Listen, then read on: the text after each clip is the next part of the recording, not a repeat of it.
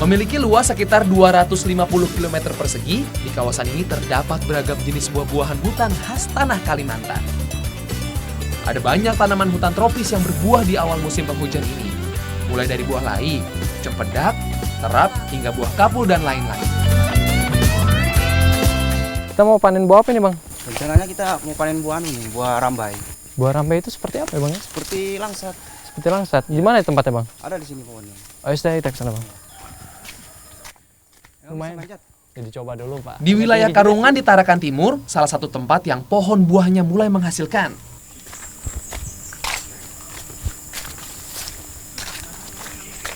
Nah, ini buahnya dia. Oh, ini kayak Iya. duku, Pak ya? Iya. Tinggi juga. Emang tadi bisa manjat? Oh, bisa. Ya sudah, ayo kita panjat.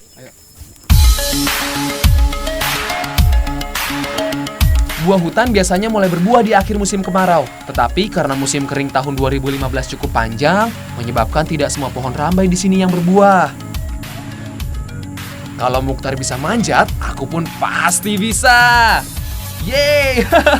Tidak sia-sia rajin berolahraga. Meskipun harus didorong Pak Usman, aku berhasil memanjat pohon setinggi 15 meter ini. Sebenarnya ini kali pertama aku memanjat sekaligus mencicipi buah rambai. Untung bisa. Meskipun tinggal di Tarakan, aku memang sangat jarang masuk ke kawasan hutan, apalagi naik ke pohon rambai. Buah rambai tumbuh melekat pada tangkai-tangkai buah yang panjang. Katanya sih, setiap tangkai bisa berisi hingga 20 buah yang akan masak sekitar 3 bulan setelah masa berbunganya. Tips dari Mukhtar. Untuk mengetahui buah mana yang matang, kita bisa melihat dari warna kulit buahnya. Kami mengambil buah yang sudah tua, sekaligus buah muda, karena semua jenis buah ini bisa diolah. Aku baru tahu kalau buah rambai merupakan buah yang cukup rapuh karena memiliki kulit yang tipis, jadi saat dipanen tidak boleh dijatuhkan langsung ke tanah. Jadi begini nih cara menurunkan buah rambai yang sudah dipanen dari pohon yang tinggi ini. Harus hati-hati. Oleh karena itu, memetik buah rambai tidak bisa menggunakan galah. Dari atas pohon, buah rambai dikumpulkan di dalam keranjang. Kemudian, barulah diturunkan secara perlahan dengan bantuan tali yang berfungsi sebagai katrolnya.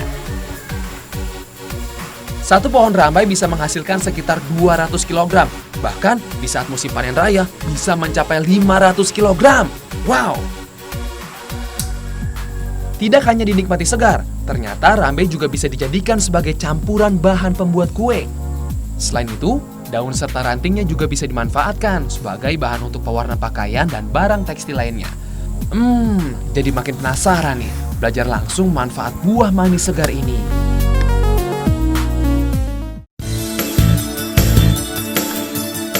Masih ada olahan dari buah rambai hutan yang bisa menjadi makanan yang super lezat, yaitu kue lapis rambai. Yang digunakan sebagai bahannya yaitu buah rambai yang sudah matang. Jadi, buah-buah rambai kami kupas terlebih dahulu, karena yang digunakan adalah isinya saja. Daging buah rambai akan dimasak menjadi selai yang akan dicampur dengan bahan pembuat kue lapis lainnya. Nah, ini kayaknya udah cukup, Tri. Ya. Dibawa aja ke sana buat masak. Bawa aja, saya beres-beres ini dulu, Pak.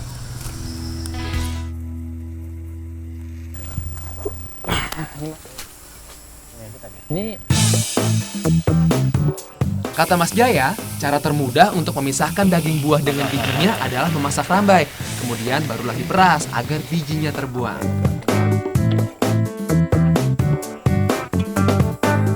Sekarang saatnya menambah gula dan garam ke masakan buah rambai yang sudah mengental ini.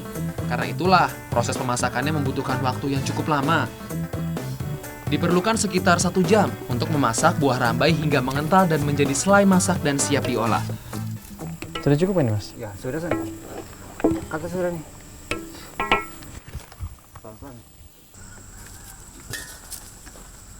Semuanya? Ya, tumpah semua.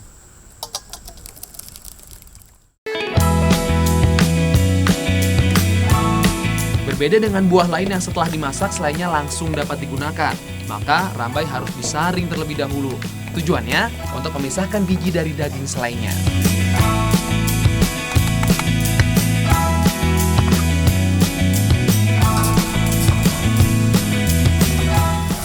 Mas, ini buah rambainya sudah saya pros tadi, Mas. Oh iya. Simpan sana aja. Buat anu aja dulu, buat adonannya dulu. Kue talam lapis rambai ini terdiri atas 2 adonan. Satu untuk lapisan bawah dan satu lagi untuk lapisan atasnya. Aku kebagian membuat adonan lapisan bawah yang terbuat dari campuran tepung terigu yang diaduk dengan gula vanili dan telur. Kayaknya udah rata betul. Jadi ini udah cukup nih mas, sudah. Masukkan anunya aja, buah rambainya aja.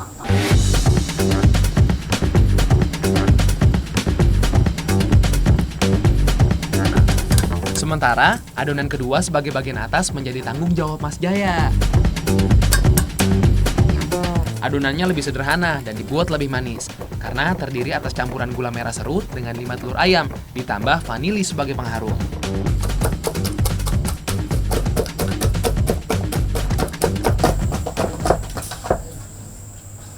Tuh kayaknya udah tuh. Sudah. Cukup sudah rata. Sudah bawa dikukus ke ya? itu nanti bawa ke sana aja, nanti dikukus, nanti aku nyusul. Udah mas ya? Ya, udah.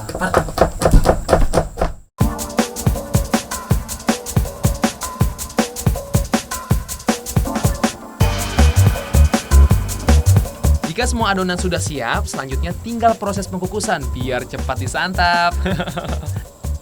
Sebelum adonan dimasukkan, bagian alas loyang diberi alas plastik yang sudah diolesi minyak sayur. Tujuannya agar saat adonan masak nanti tidak lengket pada loyang sehingga mudah untuk dikeluarkan. Semua adonan yang kubuat dimasukkan ke dalam loyang hingga memenuhi setengah bagian loyang. Kemudian adonan dikukus hingga adonan bawah mengeras dan matang.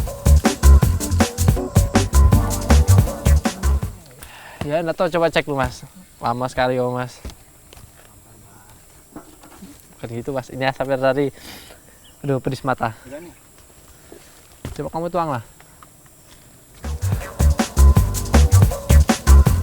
Sekitar 20 menit, adonan bawah akan mengeras, sehingga kita bisa memasukkan dan mencampur adonan kedua di atasnya.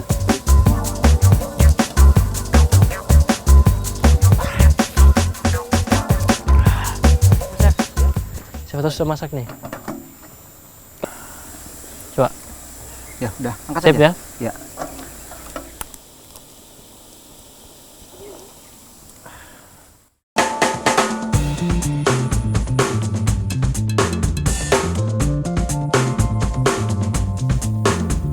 Kue talam lapis rambai. Siapa sangka, buah rambai bisa dijadikan bahan pembuat kue tradisional.